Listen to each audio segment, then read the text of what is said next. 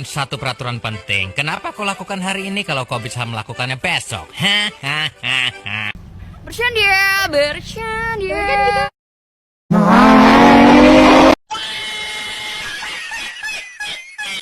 Anda ingin sukses? Anda ingin maju? Anda ingin berhasil? Ya, jangan menyerah. Tekun, giat, semangat. Oh, hai. Sudah kenal maka tak sayang, sudah kenal kok menghilang. Just kidding, forever, underpass, fly off. Oke, dah on nih.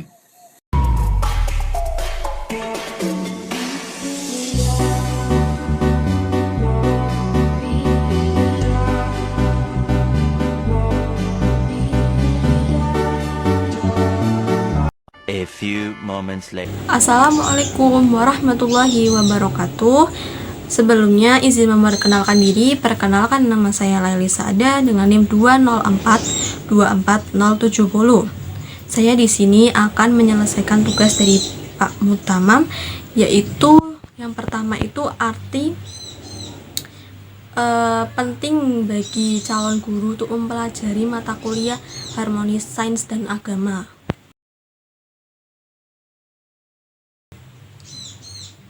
Jadi,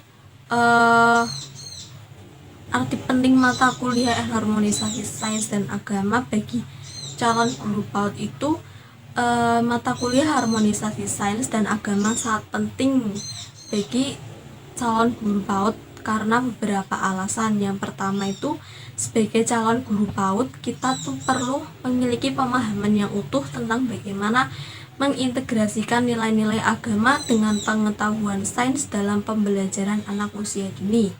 Hal ini itu membantu anak untuk memahami bahwa sains dan agama tidak bertentangan, melainkan saling melengkapi. Terus mata kuliah ini membantu calon guru PAUD mengembangkan metode pembelajaran yang holistik. Misalnya, ketika mengajarkan tentang alam semesta, kita bisa menjelaskan dari perspektif sains sambil mengaitkannya dengan kebesaran Allah sebagai pencipta. Terus, pemahaman tentang harmonisasi sains dan agama itu membantu guru-guru PAUD menjawab pertanyaan-pertanyaan anak dengan cara yang seimbang dan tidak membingungkan mereka, terutama ketika pertanyaan tersebut menyangkut hubungan antara fenomena alam dan konsep ketuhanan. Pengembangan pemahaman holistik mata kuliah ini memungkinkan calon guru PAUD mengembangkan pemahaman yang menyeluruh dengan realitas. Kami sebagai calon guru belajar bahwa sains dan agama adalah dua sumber kebenaran itu yang saling melengkapi, bukan bertentangan. Pemahaman ini sangat penting karena akan mempengaruhi cara kami mendidik anak-anak untuk melihat dunia secara utuh.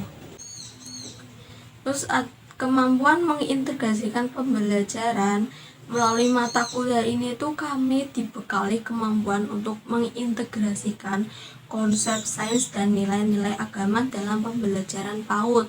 Misalnya itu kita ketika mengajarkan tentang tumbuhan, kami bisa menjelaskan proses pertumbuhan secara ilmiah sambil menanamkan konsep kebesaran Allah sebagai pencipta. Terus, anak-anak usia dini itu sering mengajukan pertanyaan-pertanyaan yang menghubungkan fenomena alam dengan konsep ketuhanan. Mata kuliah ini membantu kami menjawab pertanyaan-pertanyaan tersebut dengan cara yang tepat, proporsional, dan dapat dipahami oleh anak.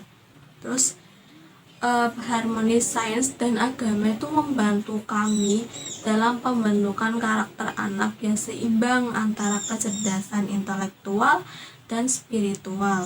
Terus kami belajar bagaimana menanamkan rasa kagum terhadap kebesaran Allah melalui pembelajaran sains. Terus pembelajaran kreatif mata kuliah ini itu mendorong kami mengembangkan metode pembelajaran yang kreatif dan inovatif dalam mengintegrasikan sains dan agama, misalnya melalui eksperimen sederhana yang dikaitkan dengan nilai-nilai agama. Terus pemahaman tentang fitrah anak melalui mata kuliah ini, kami tuh memahami bahwa mencari tahu dan beriman adalah fitrah manusia yang muncul sejak usia dini. Pemahaman ini membantu kami mendesain pembelajarannya sesuai dengan fitrah anak.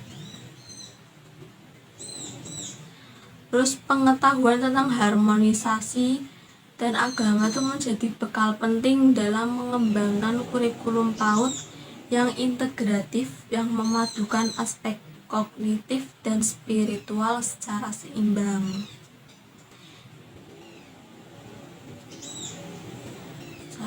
Terus mata kuliah ini tuh harmoni sains dan agama itu berkontribusi dalam membentuk profesionalisme kami sebagai calon guru PAUD yang memiliki wawasan luas dan mampu mengintegrasikan berbagai bidang keilmuan dan pembelajaran. Pengembangan perspektif multidimensi, kami belajar memandang setiap fenomena dari berbagai perspektif sains, agama, dan sosial budaya yang sangat penting dalam mendidik anak usia dini yang hidup di era global. Terus fondasi pembelajaran itu sepanjang hayat. Jadi harmoni sains dan agama itu menjadi fondasi bagi kami untuk terus belajar dan mengembangkan diri karena pembelajaran ini tuh relevan sepanjang hayat dan terus berkembang seiring kemajuan zaman.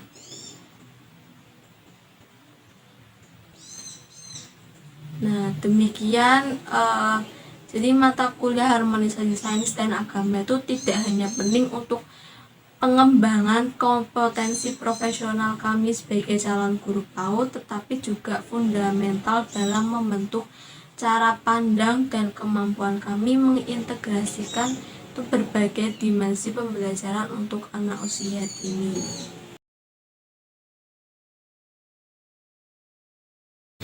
Islam adalah agama yang sempurna. Salah satu buktinya adalah bagaimana ajaran Islam tentang kebersihan yang ternyata sangat sesuai dengan penemuan ilmu kesehatan modern. Allah berfirman pada Al-Quran Surat Al-Baqarah ayat 222 yang artinya, sesungguhnya Allah menyukai orang-orang yang bertaubat dan menyukai orang-orang yang mensucikan diri. Terus di sini saya akan menjelaskan tentang kesehatan tohara atau bersuci merupakan syarat wajib sebelum melaksanakan ibadah. Rasulullah SAW itu bersabda, kebersihan itu sebagian dari iman. Dalam prakteknya tohara itu meliputi wudu sebelum sholat, mandi wajib, membersihkan najis, istinja setelah buang air. Semua ini dilakukan minimal 5 kali sehari dalam rangkaian ibadah sholat. Dalam pandangan ilmu kesehatan, para ahli kesehatan modern menemukan bahwa kebersihan adalah kunci utama pencegahan penyakit. Organisasi Kesehatan Dunia menyatakan bahwa 80% penyakit menular dapat dicegah dengan mencegah kebersihan. Mari kita lihat contohnya, seperti mencuci tangan dapat mencegah penularan virus dan bakteri, membersihkan kebersihan mulut, area pribadi mencegah infeksi, terus membersihkan hidung untuk membantu sistem pernafasan. Keselarasan antara ajaran Islam dan ilmu kesehatan dalam hal kebersihan itu terlihat dari wudhu. Mencuci tangan itu untuk mencegah penyebaran virus, berkumur untuk menjaga kesehatan mulut, membersihkan hidung untuk menjaga sistem pernafasan, membasuh wajah, membersihkan kotoran wajah, mengusap kepala itu menyegarkan kepikiran, mencuci kaki, mencegah jamur. Terus ada mandi wajib, membersihkan seluruh tubuh, melancarkan peredaran darah, menyegarkan badan dan pikiran.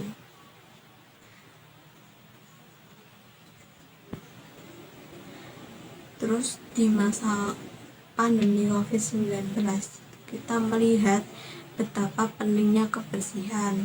Protokol kesehatan yang diterapkan itu sangat mirip dengan ajaran Islam, seperti mencuci tangan secara rutin, menjaga kebersihan diri, membersihkan area yang sering disentuh, menjaga kebersihan lingkungan, dan lain-lain. Sekian dari saya. Terima kasih. Wassalamualaikum warahmatullahi wabarakatuh.